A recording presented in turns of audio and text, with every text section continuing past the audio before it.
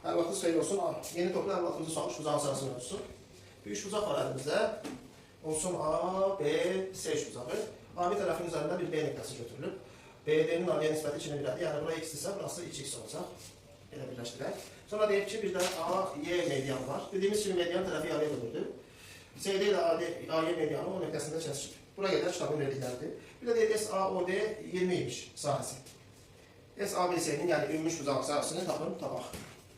Getdik.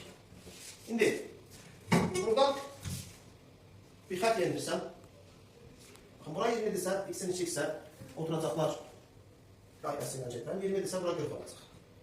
Yenə oturacaqlar qaydasıyla gedirəm. Eyni təpədir. Məsələn, bura bir S olsa, bura da S olacaq. Və fikir verin, median tərəfi yarıya bölürsə, median deməli sahəni yarıya bölür. Üç buzaqda medianı sahəni yarıya bölür. Bu tərəf 20-40 S, yəni bu tərəf 60 plus S-dir.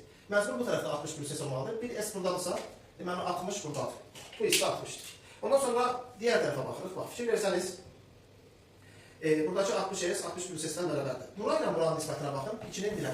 Deməli, buradakı sahə nədirsə, 2 qatı burada olmalıdır.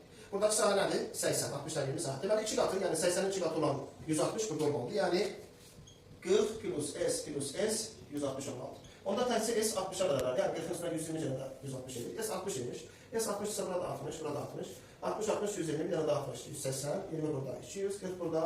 O zaman bizim cavab SABC bərabərdir 240 olacaq. 240-dakı deməli C bəndi.